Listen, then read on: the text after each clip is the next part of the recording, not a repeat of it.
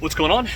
Today we're going to do a key on a Chrysler Crossfire. So I'm going to walk you through that real quick. And the first thing we're going to do is cut the key, and then we're going to use KR55 to program the key.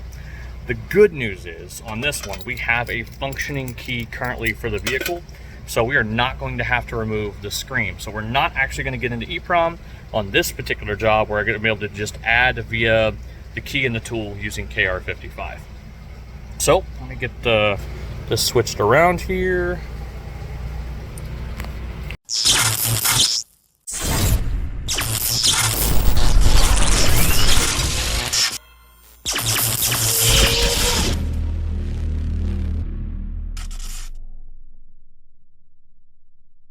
All right, in an effort to create significantly more of a mess, but also make it more clear, I went ahead and took the guard off. Please don't do that.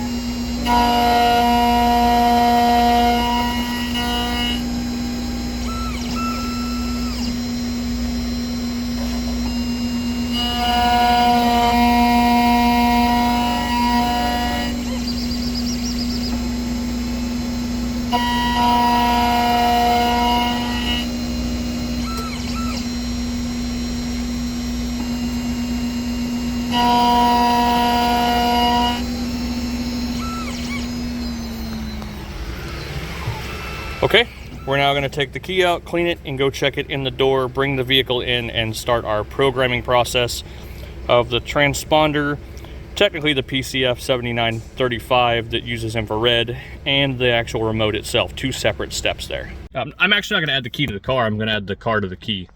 That's what's actually happening here. So we're going to be using KR55, like I said. So basically I've selected KR55 on here. We are in the USA, so 355 megahertz is what all these are. The rest of the world make Crossfires were 433, I believe. Crossfire car selected. We're going to wait for a ta-da kind of sound. And it'll say verified or something down there by scanned correctly. There we go. Now we're going to click verify.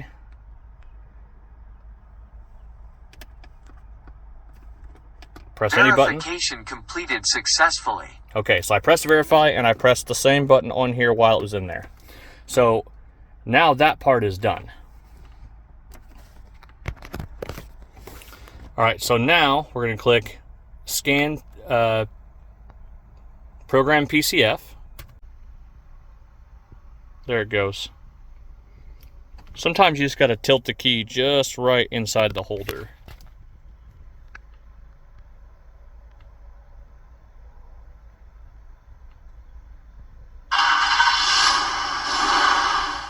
So it says okay, which means we're done.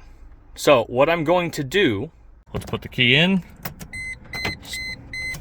probably to press the clutch, start the car, if we can, there we go. Try to press on the clutch first, how about that? So it starts,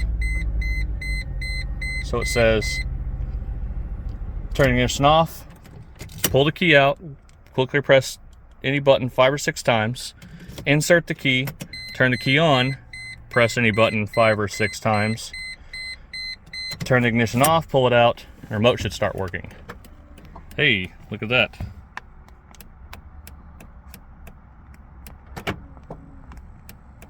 Perfect. All right. So we're going to go ahead and open and close the door. Let the BCM sequence shut down. Press unlock, put the key in, clutch, start it up. There we go. All right, so that procedure for adding a key with KR55 does not involve removing the screen.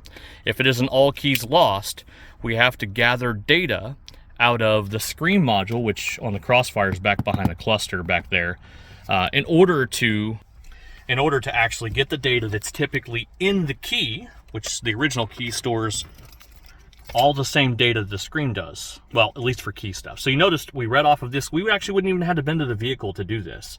And it's because we read all of the data from the screen out of the key, because infrared, it actually stores all data on the PCF 7935. And we were able to take some of that slot data and learn this key to that slot data that's actually in the original key, and create a key off of the slot data from the original. So that's what's nice about having a running driving car to start with. This is me prepping all my customers. We did some tire pressure monitoring system stuff for this guy before, because no one was able to do tire pressure monitoring sensors on this vehicle, being an 04 Crossfire, and because I have the DRB3 with the Crossfire multiplexer, we're able to do the TPMS learn. So during that conversation, I talked to the customer about his key and said, hey, have you ever had problems with your key? It's really common on these cars, and it's a real booger. And he said, yeah. And I said, okay, here's the deal. I'm not trying to sales pitch you, but it's this much for me to make a key before the car breaks, and it's this much to make a key after the car breaks. How many keys do you have? And he said, just one, and it's kind of jank. And he's right. The panic button's broke. It's kind of wore out. It's an original key. He had bought a new piece of this and reshelled it a long time ago or something. I don't know. But he paid really expensive money to do that, and I'm actually able to make him a key way cheaper, since, you know, the key isn't broke yet. But that's using KR55 to do an add key on a Chrysler. It's very similar on an R170 Mercedes, because it's essentially the same vehicle. It's a little more involved on Sprinters, but yeah, it's a great tool, and for the money you can make back the stuff pretty quick. So, all right guys, thanks for watching. We'll see you next time.